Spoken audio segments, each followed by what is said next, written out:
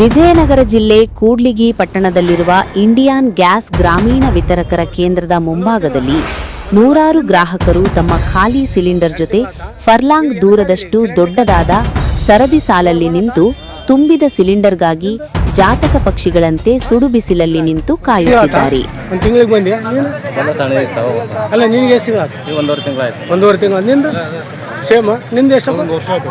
ಒಂದು ವರ್ಷ ತಾಂಡಲ್ಲ ನೀನು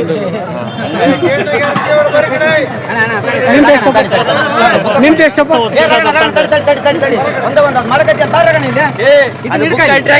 ಅಲ್ಲ ಸುಮ್ಮನೆ ಹಂಗ ಹಿಡಿಬೇಡ ಇದು ಯಾವಾಗ ಹೊಸದು ಯಾವಾಗ ಏನು ನೋಡ್ಬೇಕನ್ನ ಸುಮ್ಮನೆ ಹಂಗ ಹೇಳ್ದು ಕೇಳಬೇಡ ತಗೊಂಡ್ ಹೋಗ್ಬೇಡ ಇದು ಯಾವಾಗ ನೋಡ್ಬೇಕು ನಿಂದ ಎಷ್ಟಪ್ಪ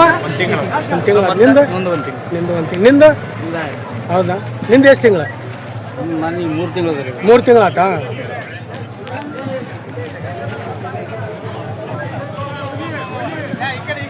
ನಿಮ್ದು ಎಷ್ಟಪ್ಪ ನಿಮ್ದು ಎಷ್ಟು ತಿಂಗಳ ಆತಪ್ಪ ಸಿಲಿಂಡ್ರ್ ನಿಮ್ಮದು ನಿಂದಿಗೆ ಎಷ್ಟು ತಿಂಗಳ ಆತ ಸಿಲಿಂಡ್ರ್ ಬಂದು ನಿನಗೆ ಎಷ್ಟು ತಿಂಗಳ ಆತಪ್ಪ ಸಿಲಿಂಡ್ರ್ ಇವತ್ತು ಖಾಲಿ ಆಗೈತೆ ನಿಂದು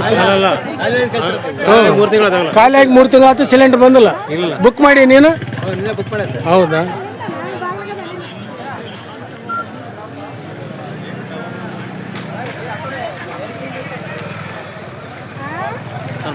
ಸಿಲಿಂಡರ್ಗಾಗಿ ನಿಂತ್ರಿ ಏನಪ್ಪ ಹೌದಾ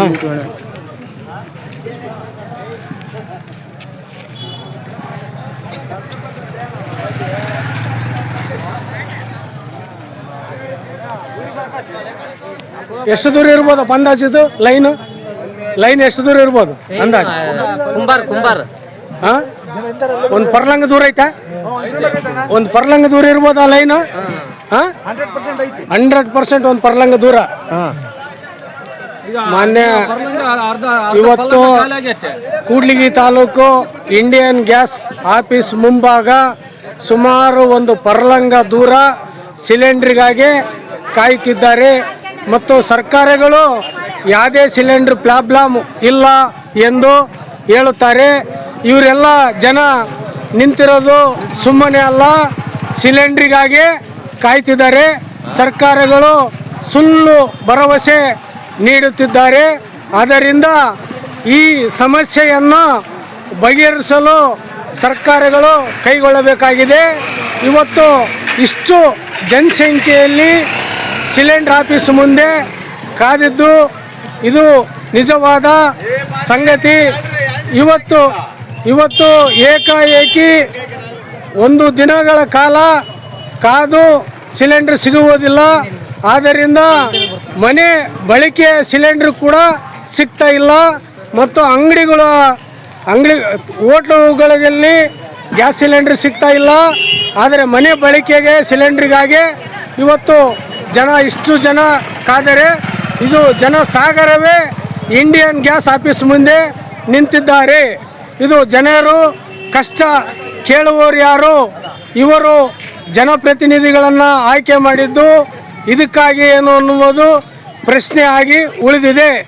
ಇದು ಜನರ ಸಂಕಷ್ಟ ಕೇಳುವವರು ಯಾರು? ಜನರ ಕಷ್ಟ ಕೇಳುವವರು ಯಾರು? ಸ್ವಾಮಿ, ಇವರು ಸಿಲಿಂಡರ್ ಸುಮ್ಮನೆ ತಾಂತ ಇಲ್ಲ, ದುಡ್ಡು ಕೊಟ್ಟು ತಾಂತಾರೆ. ಆದ್ದರಿಂದ ಇವರಿಗೆ ತಡ ಮಾಡದೆ ಸಿಲಿಂಡರ್ಗಳನ್ನು ವಿತರಣೆ ಮಾಡಬೇಕು. ಮನೆಗೆ ಸಿಲಿಂಡರ್ ಅಂತ ಹೇಳಿರಿ. ಆದರೆ ಇಲ್ಲಿ ಇಂಡಿಯನ್ ಗ್ಯಾಸ್ ಆಫೀಸ್ ಮುಂದೆ ಇಷ್ಟು ಜನಸಾಗರ ಕಾದಿದ್ದಾರೆ. ಮನೆಗೆ ಗ್ಯಾಸ್ ಸಿಲಿಂಡ್ರು ನಾವು ವಿತರಣೆ ಮಾಡ್ತೀವಂತ ಘೋಷಣೆ ಮಾಡಿರಿ. ಇದು ಎಲ್ಲಿ ಮನೆಗೆ ಸಿಲಿಂಡ್ರು? ನೀವು ಹೇಳೋದೊಂದು ಮಾಡೋದೊಂದು. ಗೆಲ್ಲಬೇಕಾದ್ರೆ ಜನರ ಕಾಲಿಡ್ಕೊಂಡು ಕೈ ಹಿಡ್ಕೊಂಡು ಗೆದ್ದಿರ್ತೀರಿ. ಆದರೆ ಜನರ ಸಮಸ್ಯೆಯನ್ನು ಆಲಿಸುವುದಿಲ್ಲ, ಜನರ ಕಷ್ಟವನ್ನು ಕೇಳುವುದಿಲ್ಲ. ನೀವು ಅಧಿಕಾರಕ್ಕೆ ಬರೋಕ್ಕಾದ್ರೆ ಒಂದು ಮಾತು, ಬಂದ ಮೇಲೆ ಒಂದು ಮಾತು. ಇದು ಎಷ್ಟು ಸರಿ? ಜನಪ್ರತಿನಿಧಿಗಳೇ, ಜನರ ಸಂಕಷ್ಟವನ್ನು ಕೇಳುವವರು ಯಾರು?